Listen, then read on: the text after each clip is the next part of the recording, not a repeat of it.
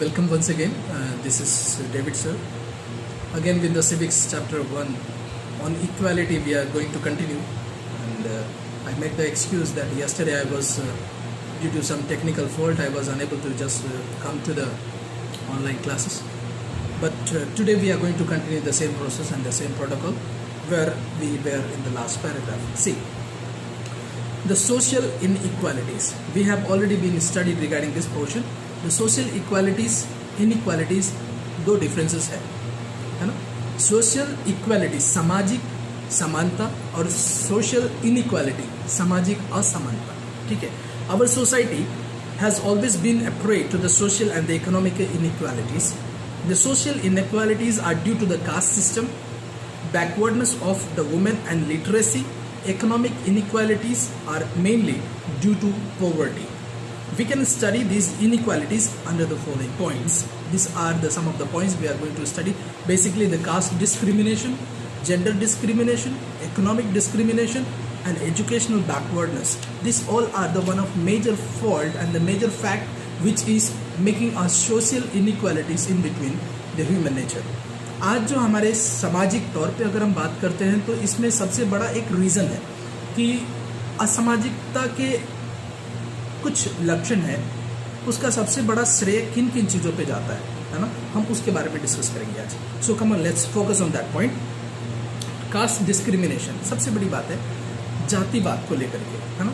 Caste discrimination, जाति को लेकर के एक बहुत बड़ा भेदभाव हमारे बीच में चलता है.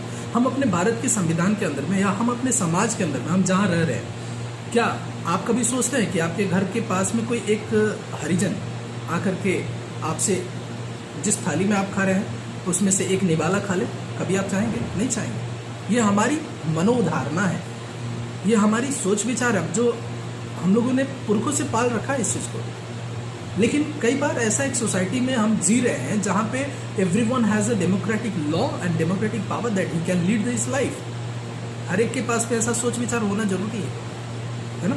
लेकिन हम यहाँ पे एक पॉइंट को हम फोकस करना चाहेंगे. See, inequality in the base of the caste is equal quite prominent in India, है ना.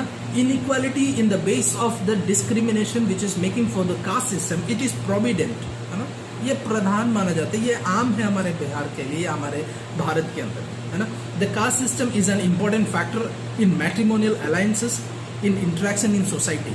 हमारे समाज में अगर कोई एक उच्च जाति का व्यक्ति आकर के दूसरे एक नीच जाति के साथ में अगर गठबंधन कर ले, वैवाहिक गठबंधन कर लेता है, तो ये समाज के लिए अपमान की बात हो जाती है. हम कभी सोचते भी नहीं है कि एक हाई कास्ट जाकर के एक लोअर कास्ट के साथ में अगर एक शादी को कर लेता है तो समाज उसको क्या बोलने लगते हैं? अरे यार, इतना तुम कैसे गिर गए, तुमने सोचा कैसे कि तुम ऐसे करोगे? उसको समाज से बहिष्कार कर दिया जाता है. तो that is making the social discrimination in between the caste and creed, है ना. देखिए, the untouchability is the worst form of the caste inequality. Inequality में एक सबसे बड़ा रीजन जो है, सबसे बड़ा एक फैक्टर चीज है, वो है अनटचेबिलिटीज, छुआछूत, है ना. पहले के जमाने में ऐसा होता था कि जिस रास्ते से हम चल रहे हैं उस रास्ते में अगर कोई अछूत व्यक्ति अगर चल रहा है, क्षुद्र जाति का अगर कोई व्यक्ति चल दिया, तो हम वापस आकर के पहले नहा लेते थे, उसके बाद आगे का कोई काम देखने की कोशिश करते थे. ये हमारी मनोधारणाएं थी जो सोसाइटी में आज भी लोग कई एक जगह में इसको पालन कर रहे हैं. But we should have to avoid it. In between of that the social economic जो कंडीशन है, ये सारा चीज उसमें चरमरा जाता है, राइट.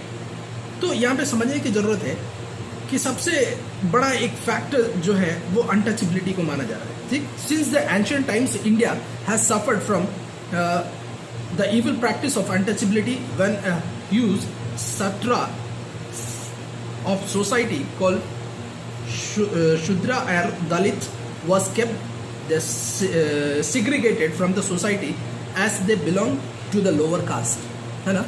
क्या होता था कि पहले भी हम इसी को देख चुके हैं कि जो अछूत जाति के लोग हैं या फिर जो शूद्र जाति के व्यक्ति हैं उनको समाज से काफ़ी अलग, है ना. और गांव में भी आप देखेंगे अगर कोई वैसी जाति से अगर बिलोंग करता है, लोअर कास्ट के जो पीपल है, उन लोगों को एक अलग ही पूरा सोसाइटी से काफ़ी दूर उनको रख दिया जाता है ना. उसमें आप उनको इंक्लूड नहीं कर सकते कहीं पर भी, राइट. सी, लेकिन इसके पीछे भी क्या कारण है हम लोग देखेंगे. A famous Dalit writer whose name was Om Prakash Valmiki, in his autobiography Jutan clearly narrated that in his school life he was made to sit at the back of the classes, and he was also made to clean the classroom while his classmates were studying. ऐसा भी होता था. जूठन एक बहुत बड़ा लेखक के द्वारा लिखा गया है, ये पुस्तक है, उनकी एक जीवनी है सीधी अगर बात करते हैं तो. जूठन जो है एक्चुअली आज के दिन में कई एक यूनिवर्सिटीज़ में इसकी पढ़ाई होती है. दलितों के बारे में, छोटी जातियों के बारे में आज उन पर रिसर्च किया जा रहा है, उनके सोसाइटी पे उनका रिसर्च किया जा रहा है. कई एक पुस्तकें आई हैं, है ना. इसका जो जूठन जो पब्लिकेशन है, इसका जो फर्स्ट टाइम जो पब्लिश हुआ था, जो ओम प्रकाश वाल्मीकि जी के बारे में, ये इन्होंने जब जीवी लिखा था 1997 में, तो उसमें काफ़ी क्लियर इस चीज़ को दिखाया कि किस तरीके से सोसाइटी में जो इसका इम्पैक्ट है वो कितना बुरे तौर पे असर डाल रहा है. राइट. सो इसमें दिखाया क्या है कि उनके बायोग्राफी में इस चीज़ को काफ़ी क्लियर तरीके से इसमें बताया गया कि जब वो छोटे थे तो एक अछूत जाति होने के कारण उनको क्लासेस में सबसे पीछे बैठा जाता था. Even the teachers were making him to just mop out all the classes and clean it where all the his friends were staring at the back side. क्या ऐसा कौन सा नियम था भाई? ये हम भी नहीं जान रहे ना. लेकिन क्या आज आपके साथ में आपको क्या जानकारी भी होती है कि आप जो जिस क्लास में पढ़ रहे हो, आपके भी बगल में बैठा हुआ एक व्यक्ति जो है वो भी अछूत जाति का है? ये हमारा डिस्क्रिमिनेशन को हमने क्या किया, खत्म किया है. ये कॉन्स्टिट्यूशनल लॉ के अंतर्गत नहीं आता है बॉस. ये चीज़ें हम लोग को समझने की जरूरत है. ये हम अपने संविधान के अंतर्गत अगर हम बात करते हैं तो ये सारी चीज़ें बीत गई है. आज हमें ज़रूरत है कि हम उससे बाहर निकले और हम कुछ आगे हट करके सोचें, है ना. So again, while is the classmates were studying, it was only the one when Valmiki's father converted to the teachers on seeing his son cleaning the floor that the evil practice stopped and his son could study. उनके पिताजी को मैं एक उनका खास चरित्र मुझे देखने को मिला कि जब मैं आज उनको रीड कर रहा था, उनका बुक को, ऑटोग्राफी को जब मैं पढ़ रहा था, तो मुझे लगा कि उनका फादर जो था इसमें बहुत अच्छा एक रोल को प्ले कर रहा है. उनका फादर के अंदर एक कॉन्स्पिरेसी था. उन्होंने अपने अंदर में एक जज्बात को लेकर के वो पूरे लोगों के साथ में जाकर के भिड़ गए और वो मुकाबला करने लगे इस चीज़ के लिए कि अरे भाई, ये कौन सा तरीका है कि मतलब मेरा बच्चा आम बच्चों की तरह क्यों नहीं हो सकता है? वो क्यों जाकर के पीछे जाकर के अपना भाई साफ सफाई करेगा? वो भी तो लड़का है, वो भी तो बच्चा है, उसको भी पढ़ने की ज़रूरत है. काफ़ी देर तक हमने उस चीज़ को मंथन किया. तो बाद में मैं इस चीज़ को कंक्लूजन में, अभी तक मुझे भी समझ में नहीं आया कि ऐसा क्यों था, ये आखिर क्या प्रावधान था इसके पीछे. लेकिन सबसे बहुत एक अच्छा चीज़ हमने देखा है कि डॉक्टर हमारे स्वर्गीय भीमराव अम्बेडकर साहब ने जो संविधान को लिखा, उसमें एक चीज़ को बहुत ही पॉइंट करके उन्होंने बताया था. हरिजन को, महात्मा गांधी ने भी जब इस चीज़ का नाम को दिया हरिजन, तब भी उसको बायकॉट किया था. उन्होंने उस बात को भी पॉइंट आउट किया, बोले कि नहीं, ये गलत है. हरिजन के द्वारा आप हर एक अछूत जाति को सभी लोगों के बीच में पॉइंट आउट करने का एक कारण बना रहे हैं, है ना. They can be A common person. उसके पास में भी अगर उसका भी हाथ काटोगे खून निकलेगा या लाल ही निकलेगा, उसमें और कोई हरा पीला ब्लू जैसा नहीं निकलेगा, है ना. तो ये था सोशल डिस्क्रिमिनेशन के आधार पर. तो we should have to stop it, है ना. उन सारे बुरे बर्ताव को रोकने के लिए, है ना, उस पुस्तक में उनके जीवनी के द्वारा उनके पिताजी ने एक बहुत बड़ा कदम उठाया, उनसे लड़ा. पूरे सोसाइटी में उस चीज़ के लिए लड़ाई कर ली उन्होंने कि नहीं, मेरा बच्चा को भी एक समान तरीके से पढ़ने का एक मौका मिलना चाहिए. सेकंड टॉपिक है एक जेंडर डिस्क्रिमिनेशन, है ना, लिंग का भेदभाव. आज भी आपके क्लास में आप पढ़ रहे हैं, जहाँ पे आप खुद आप इसको एनालाइज कर सकते हैं कि आपके क्लास में जो छात्र के अनुपात है, छात्र छात्राओं के जो अनुपात है, आपको भी पता होगा कि कितना है है ना, कितना है. आपको देख लीजिए कि खुद उसका एक 40% भी नहीं है क्लास में, है ना. 70 स्टूडेंट्स अगर हैं आपके क्लास में, 60 स्टूडेंट्स अगर आपके क्लास में है, तो more than 15 girls, I don't think there is no 15 girls भी नहीं है गिन करके, राइट. तो ये चीज़ है, हमारी सोशल डिस्क्रिमिनेशन के साथ साथ में एक जेंडर डिस्क्रिमिनेशन भी एक बहुत बड़ा फैक्टर रखा, है ना. इसमें हम लोग पढ़ेंगे gender discrimination which means the inequalities between the men and women in different field. हर एक फील्ड में मेन और वुमेन इसका एक बहुत बड़ा एक भेदभाव रहा है कि आदमी जो कर सकता है उसको औरत नहीं कर सकती। अरे औरत जो कर सकती है उसको आदमी कभी नहीं कर सकता है भाई, इसको समझने की जरूरत है।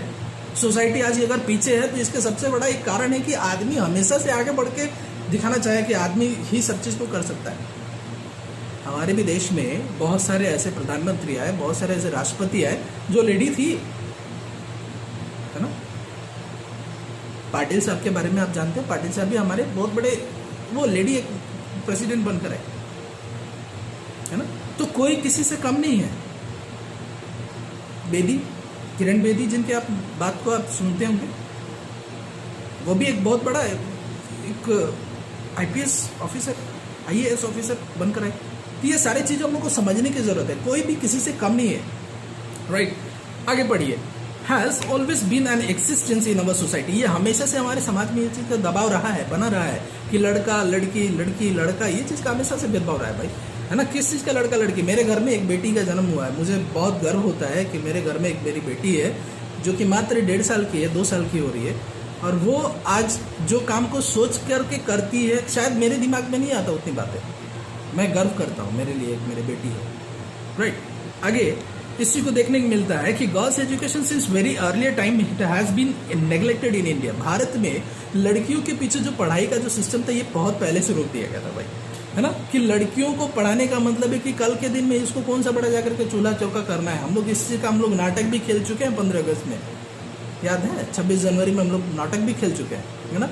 लड़कियों को बढ़ावा देने का कोई ज़रूरत नहीं है, लेकिन वही है जो लड़कियां आगे बढ़ करके हमारे सोसाइटी में कुछ अच्छे काम को करती हैं, है ना। देखिए, how the literacy rate among the women has always been far below that the men. The girls have never been given a better opportunity to improve their personality. लड़कियों को कभी भी एक अच्छा अवसर नहीं दिया गया कि वो अपने अंदर की जो जज्बात है, जो लड़कियां कर सकती है, उसको वो लड़के नहीं कर सकते। इसी को शो करने के लिए उनके पास में कोई वैसा जज्बात नहीं था, and they need to just emphasize everything about that particular manner, right? And they have been considered to burden on the family, and therefore they lack proper bringing up. The situation not much changed even today. No doubt, we never lag behind the broadcasting of the women liberation, but in the most of Indian families, girls are still not considered as the source of pleasure right from the birth. आज भी हम इसी को जान रहे हैं कि मैंने आपको बताया कि आज भी बहुत सारे ऐसे घर हैं, ऐसे परिवार हैं जहाँ पर लड़कियों का जन्म होते साथ में कहते कर रहे बाप रे अब तो पूरा जिंदगी खराब हो गया। क्यों मन? लड़की जन्म ली है। कई एक जगह में इसी को कहा जाता है कि लड़की जन्म ली यानी लक्ष्मी आ गई। अरे लक्ष्मी आई है तो इसका मतलब भी तो समझो, है ना। तो एक सोशल डिस्क्रिमिनेशन को हम कैसे दूर करें, ये चीज़ हमें समझने की बहुत ज़रूरत है। लड़कियों को हम लोगों ने शुरू से अपने कटघरे में रखा है कि भाई तुमको चूल्हा चौका करना है, तुमको ये चीज़ करना है, तुमको ये खाना बनाना, तुमको ये सब करना है, तुमको घर जाना नहीं है, तुमको ससुराल जाना है ना। ये चीज़ हम पहले से उनके दिमाग में फीड आउट कर देते हैं। लेकिन हमारी सामाजिक कुरीतियाँ जो है इस चीज़ को हमें विकार की तरफ ले जाती है, कभी हमें उसका एक बढ़ावा नहीं देती है, हमें आगे बढ़ने का अवसर नहीं देती है, हमें विकार की तरफ ले जाती है, हमें नुकसान की तरफ ही ले जाती है। ऑलराइट, आई होप आज का जो पोर्शन आपको बहुत कुछ सिखा रहा है। Anyhow, without wasting the time I am not going to proceed much more. आज हम लोग बस दो पैराग्राफ को लेकर के चलते हैं। हम लोग और भी आगे हम लोग नेक्स्ट 2 क्लास के अंदर में हम आगे का इस पूरे चैप्टर को हम फिनिश करने की कोशिश करेंगे। एनीहाउ, होप आपको ये अच्छा लगा होगा चैप्टर आज का। जहाँ भी आपको डाउट है, ask me frequently on my YouTube और ऑन माई पर्सनल जो साइट नंबर है, आप उस पर कॉन्टैक्ट कर सकते हैं। और जहाँ कहीं से भी आपको एक भी डाउट अगर होता है एक सिंगल वर्ड के लिए, you can ask me frequently. I will be there to make you assistant 24 hours.